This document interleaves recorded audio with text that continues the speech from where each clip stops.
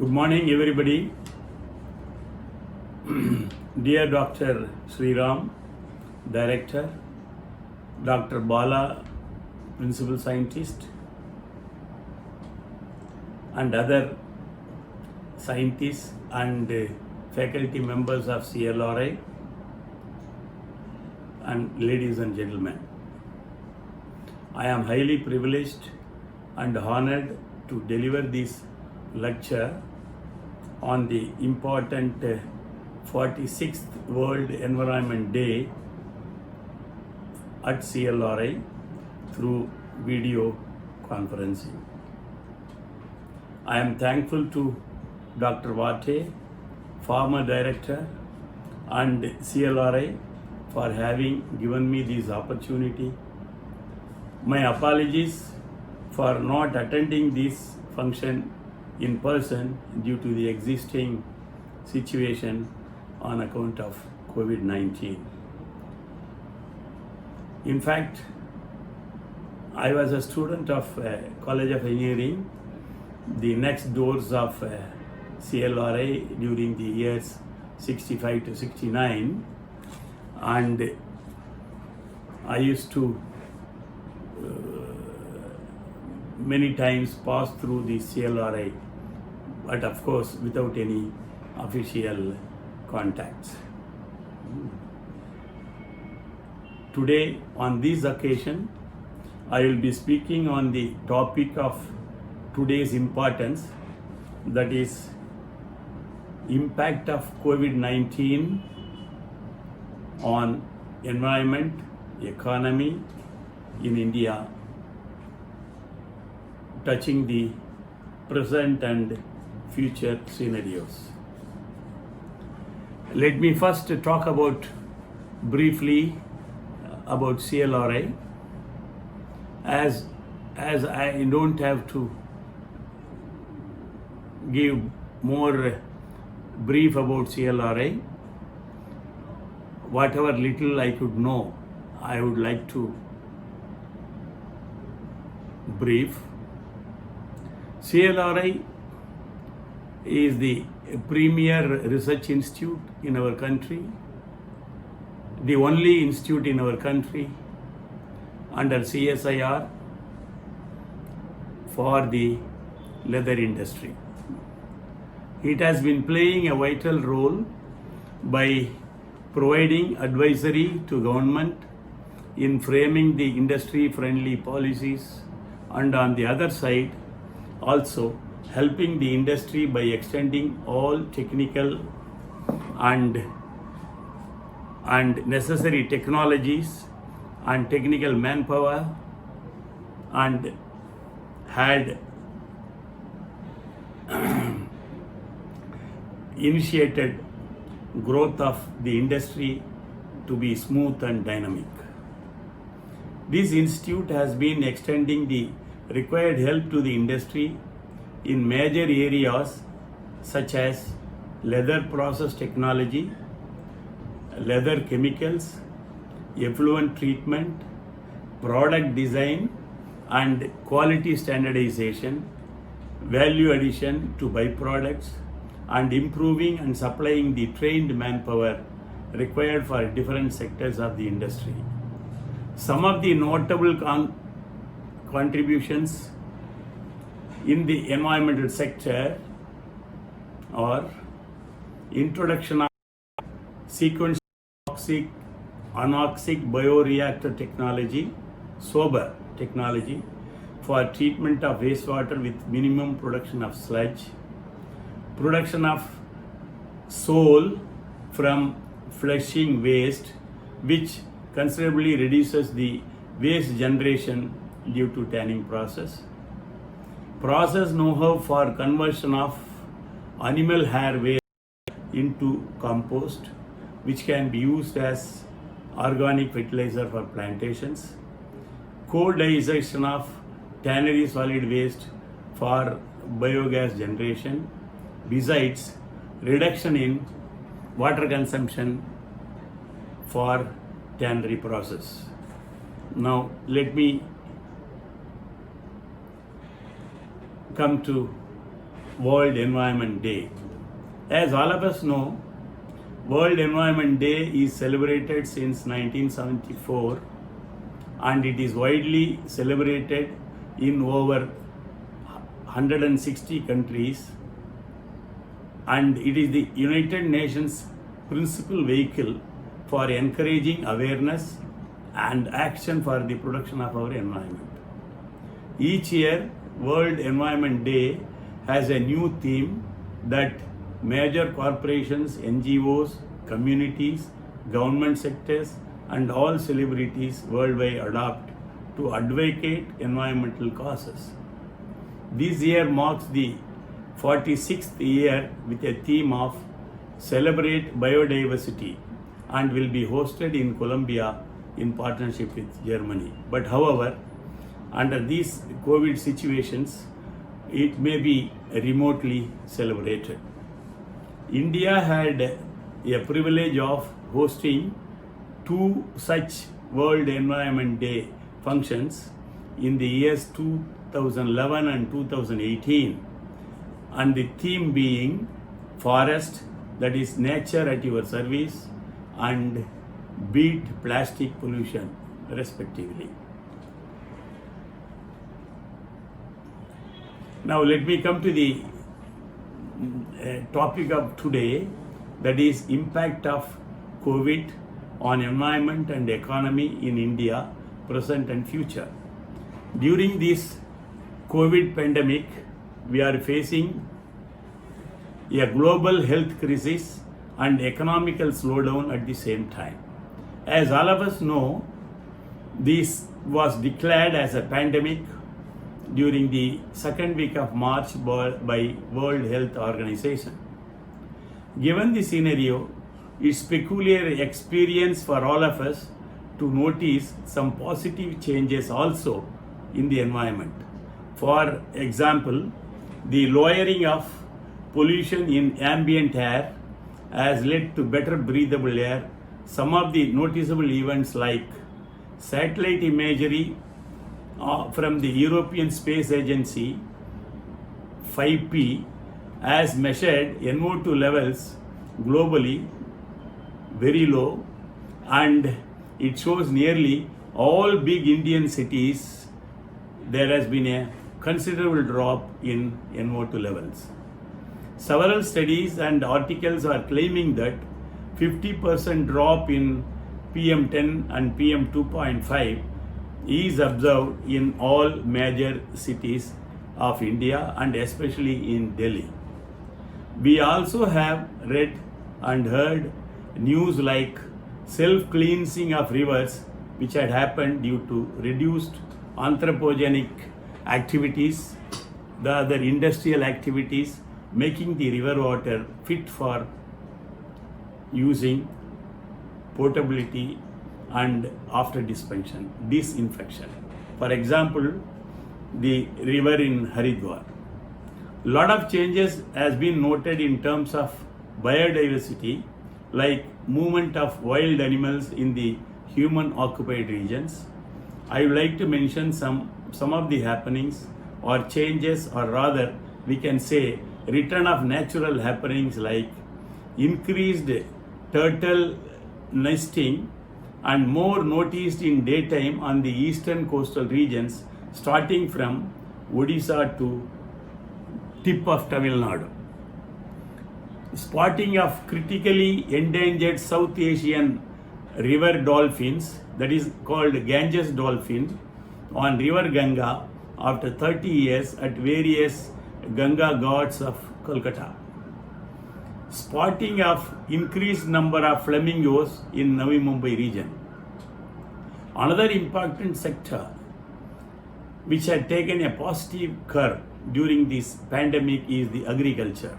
Though the activities of agriculture during this lockdown period of about roughly 3 months has come to a standstill or partially standstill, apart from stoppage of vehicular movement between inter and intra-states has forced the small-scale farmers to sell their own yields via digital platform and community supported agriculture is on rise.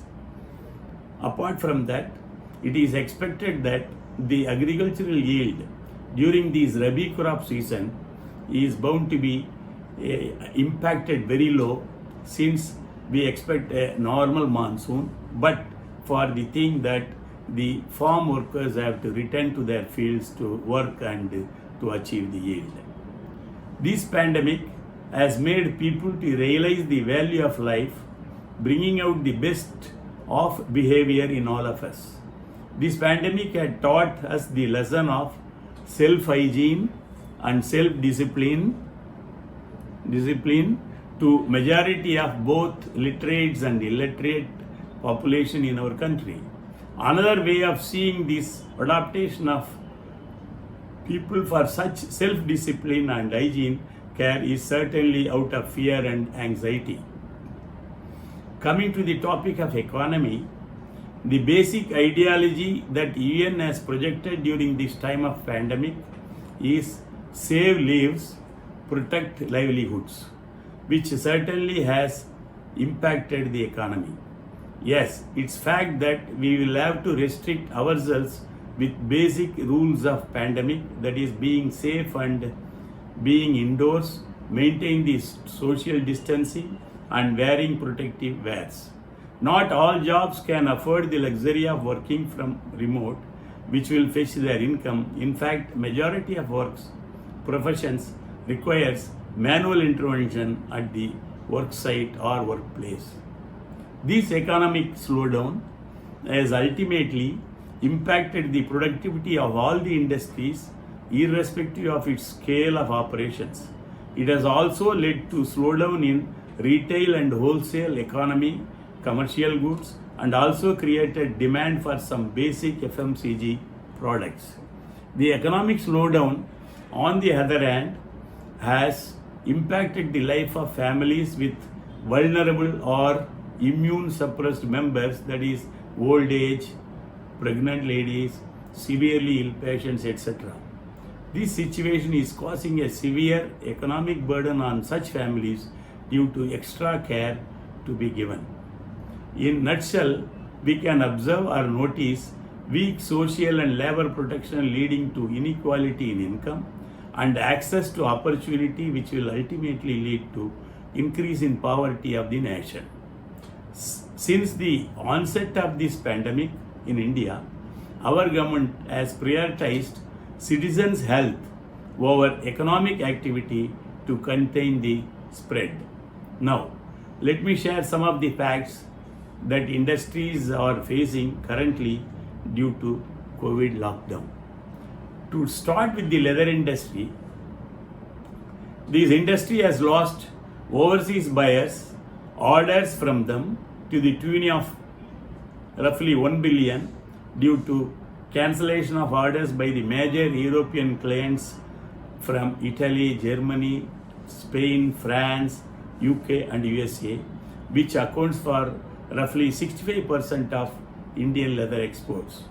This will impact majorly on the economy of Tamil Nadu, since our state plays a significant role in export of manufactured leather goods with a contribution of about 33% from South India. Apart from the impact on the business sentiment of the leather industry, the people, the employees who have been working with the leather industry have been laid off or have been out of the workplace for the past more than 2.5 months, and which may even lead to further period, even though the government has relaxed 50% of work in workplaces, etc., with safe distancing and safe working orders. But however, this has caused enormous hardships to the working community in the leather industry. Next is the agriculture sector, where the products are perishable and time bound in reference to usage. We have seen recently many cases of farmers, small time retailers who are not able to sell their products and were dumping it as a waste.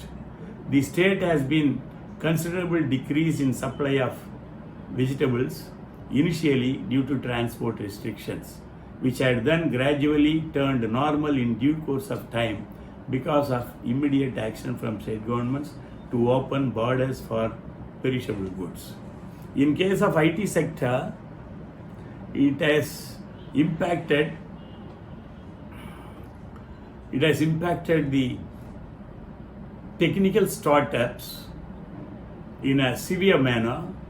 Almost 90% of tech startups are facing a decline in revenues, and 30 to 40% have temporarily halted there or in the process of closing down. It is a fact that IT is central to very business and nerve center for the organizations, and COVID-19 has disrupted them like never before. Due to this, IT work has moved from office to home, like finance, telecom services, e-commerce players are managing remotely. And there is expected to be a 25 to 30% retrenchment across the board of IT sector due to the fact that many of the users like USA, European countries are having been severely impacted.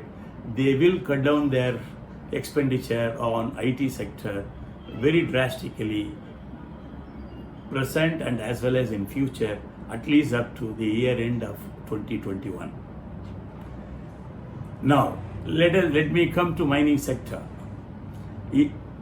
Key contributor to the economy, like contribution to GVA, is about 2.7% of value, and it amounts to around 4 lakh crore annually, and they employ about 2.5 crores in this sector directly and indirectly. In fact, I have forgotten to mention about the employment opportunities in IT sector, which is around 4.5 million on a conservative basis, besides the startups, etc. But however, part of the IT sector is able to make up by working from home.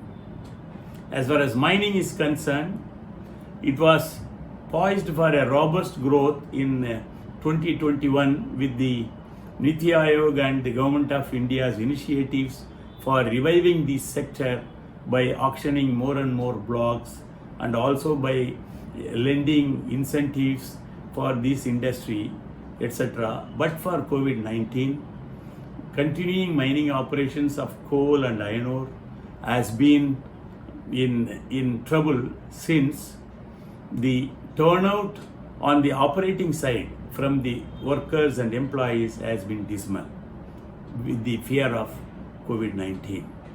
The entire mining sector has thus witnessed value erosion. The finite steel demand is going to reduce from 106 MTPA to 80 MTPA as projected earlier in 2021. Weak construction activity is also going to be the contributor for bringing down the demand of minor minerals as well as steel, etc., apart from cement. The toll on the pharmaceutical industry is of significant concern for India, mainly as 70% of active pharmaceutical ingredients, API, are imported from China. These active pharmaceutical ingredients are essential to a large number of pharmaceutical manufacturing companies in the country. As COVID-19 is rapidly making its way through India, medication is going to be the number one consumer demand, and because there are not nearly enough APIs to manufacture drugs, the subsequent traders and the market are witnessing skyrocketing prices. India is big on cultural and historical tourism, as all of us know, attracting domestic and foreign nationals throughout the year. It does come as a surprise that a large number of confirmed COVID-19 cases in India include foreign tourists. But with visas being suspended and tourist attractions being shut indefinitely, the whole tourism value chain, which includes hotels, restaurants, attractions, agents, and operators, is expected to face losses worth thousands of crores. Experts believe the tourism industry is likely to take a massive hit. Coming to MSME sector, which is a very major sector in our country, with 70 million traders partially out of MSE, the majority of them being MSE, the pandemic will tell upon them very severely. This sector is largely dependent on China for its raw material. Thus, partial lockdown of India has led to various issues ranging from shrinkage of exports, cessation of production, non-availability of manpower, the uncertainty of consumption, and liquidity squeeze in the market as well. A recent survey of 5,000 MSMEs found that 71% of them could not pay salaries to their workers in March 2020 due to this COVID-19 lockdown in India. On a serious note, it is predicted that close to 25% of these firms will face closure, while a whopping 43% will shut shop if pandemic extends beyond month of September. Another important sector is the informal workers and tiny micro enterprises with 5 to 10 workers, which is also included under MSME. Except for essential services, most of the tiny micro enterprises fall under micro enterprises which have been shut down for longer period compared to other sectors. The economic impact is not clear from the sector. However, it can be concluded that around 40% of service and sales sector in the urban side is much affected. Apart from the above, the indirect impact due to slowdown or halt of the industrial activities will be leading to the following. Number one, impact on sustainable development goals like decent work and economic growth, innovation and infra, no poverty, zero hunger, life on land, etc. Disturbance in local business ecosystems, impact on supply chain, CSR and peripheral development. Now, let me come to the conclusion and the future after COVID-19. Environment impacts are more akin to those recent world events. As all of us know, in 2008 and 9, there was a drastic financial crash. With that, it ended up in most of the reduction in industrial activities, which ultimately culminated in dropping in global emissions immensely for a year, and to the extent of almost 1.3% of climate change. This is not the first time an epidemic left its mark on atmospheric carbon dioxide levels. Throughout history, the spread of disease has been linked to lower emissions even well before the industrial age. Government and industry may embark upon benchmarking the present environmental settings to use them for future control mechanisms. When the all-round activities bounce back with the renewed vigor after the COVID-19 reduction, to make good the loss that was incurred upon the environment, there are other less direct ways that coronavirus could have a longer term impact on sustainability too. One is pushing the climate crisis off people's minds as the more pressing concern of immediately saving lives takes precedence. So, times of change can lead to the introduction of lasting habits. During the outbreak, Those habits that are coincidentally good for the climate might be traveling less or perhaps cutting down on food waste as we experience shortage due to stockpiling. The community action has sparked hope for the climate in the longer term. It is safe to say that no one would have wanted for emissions to be lowered this way. COVID-19 has taken a grim global toll on lives, health services, jobs, and mental health. But if anything, it has also shown the difference that communities can make when they look out for each other, and that's one lesson that could be invaluable in dealing with climate change.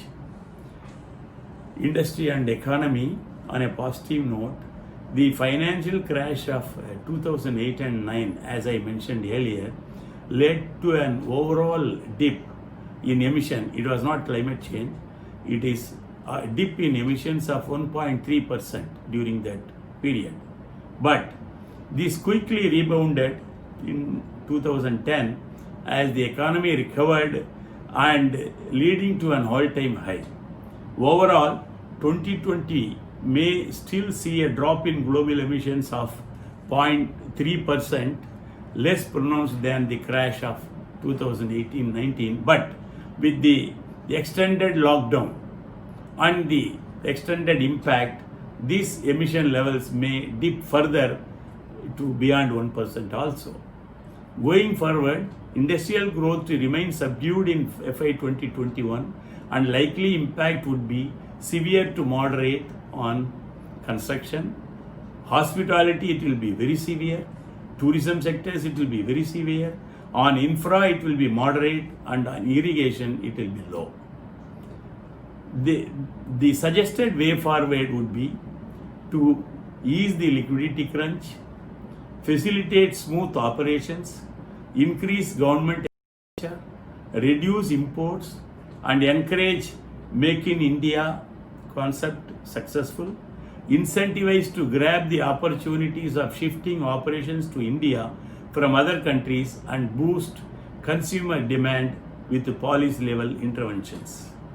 In fact, recently the government has announced a 20 lakh crore package for reviving the economy, out of which the major share for MSME was 3 lakh crore.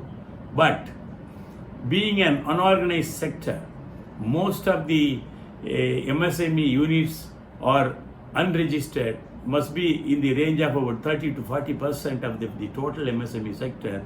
How would they avail the packages that are announced by the government is yet to be seen and yet to be learned.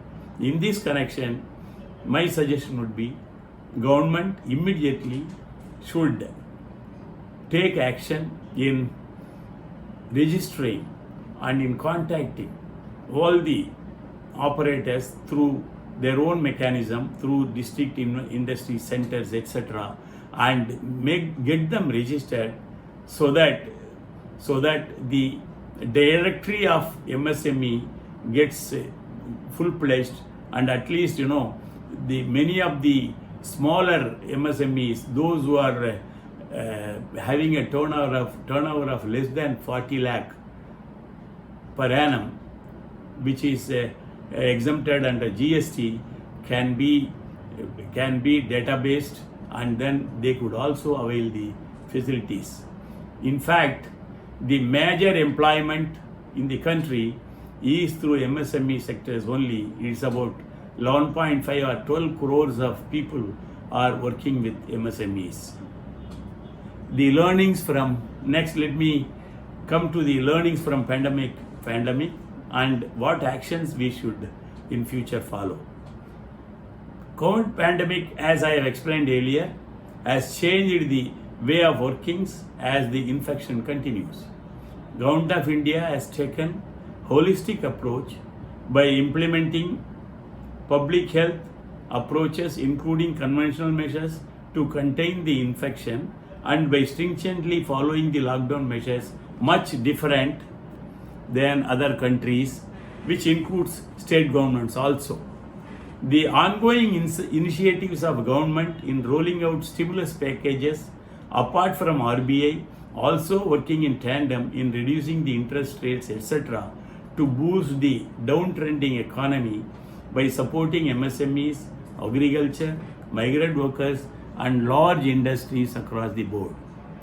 Now, the order of the day is safer workplaces, which is a new social order out of the lesson learnt out of COVID-19 by adopting safe practices at workplaces and personal level and also at group level and acceptance as new normal, such as physical distancing, hygiene and clean places, safer workplaces, flexible and remote working, increased attention for well-being, reduction in work-related travel, business through digital technologies, artificial intelligence and communication, incorporating SOP stringently, frequent sanitization and disinfecting, use of Arogya Setu app, health guidelines for workplaces.